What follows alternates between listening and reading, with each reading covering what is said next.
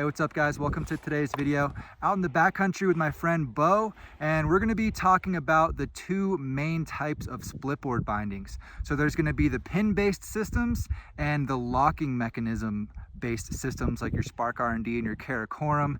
Your pin-based is gonna be like your Union or your Volet system. So we're at the top of a run right now, gonna show you guys the main difference on transitioning from walking mode to snowboard mode and what the advantages and disadvantages are of both of these splitboard binding systems. Let's get right into it. So I have the Spark R&D splitboard bindings.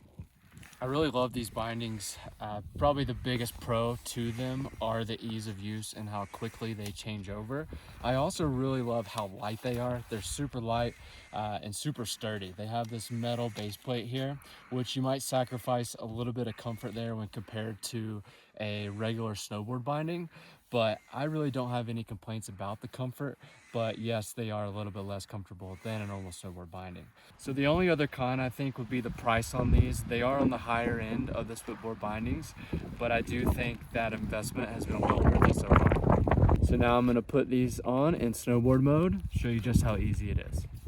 A lot of times when you're splitboarding too, it's super cold, so the faster you can do this stuff, the better. So I'm regular, my pucks are here, I'm gonna slide them in this way. Super easy.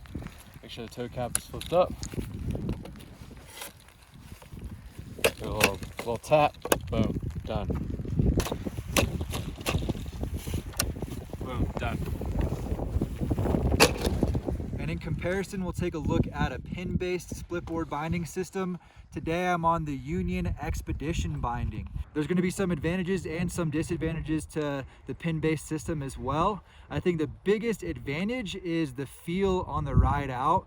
They're designed to feel more like a traditional snowboard binding, made out of the traditional materials, and has more padding and just going to be a bit more comfortable and feel more like your regular snowboard, especially with the Volet Universal kit, because you can actually mount your normal snowboard bindings onto your splitboard on a slider using that system. Another big advantage, and probably the main reason people gravitate towards this in the first place, is going to be the cost. The Expeditions are significantly less expensive than the Sparks or the Karakoram systems, and the Volet Universal kit is only like 150 bucks. So if you're looking for a budget system to get out there, start splitboarding and enjoying the backcountry, that can definitely be a consideration. And as far as the cons go, those pin-based systems are going to be a little bit heavier. It's a little bit more of a bulky binding, more like your traditional binding rather than a minimalist system like the Sparks. But really the biggest con is the fact that it is going to take a little bit longer as you're transitioning from walking mode to snowboard mode, which isn't so bad right now on a nice calm day with the sun out. It's not too cold, but on a cold day, you've got your gloves off, say the wind is blowing, maybe it's snowing. It's important to be able to save some time when you're out there transitioning. So that's probably the biggest consideration as you're looking between these two types of splitboard bindings. And I'll show you right now the process of throwing on this pin-based system with the Union Expedition.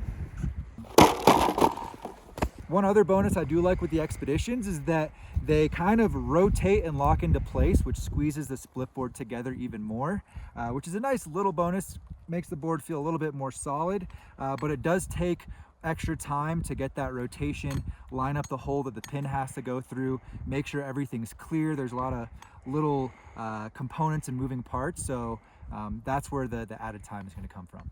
So we're going to put this guy on, rotate it into place, and then slide the pin through here. Make sure it goes all the way through to the other side, and then lock it in. Same thing on the back binding here. Get it on, rotate it into place. Try to line it up here, slide that pin in, get it all the way through, and lock it into place. So like I said, on a day like today, it's really not that bad. There's no snow or ice in my way. There's no wind. It's not too cold. But on the days where there is weather, and I've been in situations like that with these bindings, I'm definitely jealous of the people that can just do that quick crossover and get snowboard and get their gloves back on, you know, a minute or two before I can. The volet system is pretty similar to the unions, where you do have to needle that pin through to get it locked into place, but those do slide onto the pucks, more similar to the Spark R&D system. So it's kind of a cross between the two with the volet. While it is a bit more of an inconvenience to switch the pin-based system from walking mode to snowboard mode when you're at the top of the run, it's actually pretty quick and easy when you're at the bottom going up for lap 2. So I'll just show you guys a quick comparison on these guys versus the Sparks down at the bottom here as well.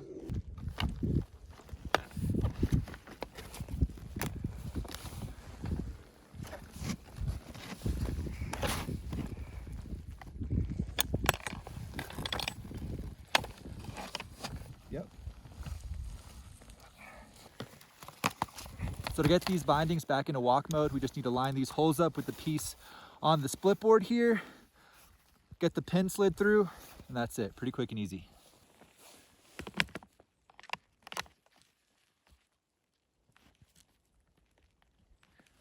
And that's it. And in comparison, this is what it looks like on the Sparks.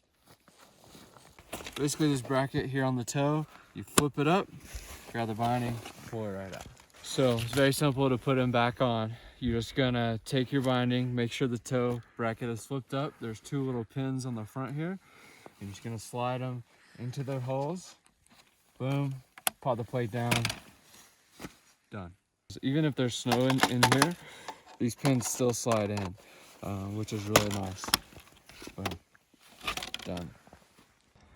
All right, guys, so that's a quick comparison of a pin-based versus lock splitboard binding out in the field. Hope you found this video helpful as you're out there deciding what type of splitboard binding you're trying to get. If you want to take a closer look at either these unions, the volets, the Sparks, or any binding I mentioned in this video, I'm going to have that linked down in the description below. And I also think that the comments on this video is going to be a great resource. So make sure to go look down there. And if you have any experience with either type of binding, or maybe you've ridden both types and you can give me your comparison as well, love to hear it down in the comments. Thanks so much for watching, guys. Make sure to hit that like and subscribe button. I appreciate you, and I will see you in a new video soon.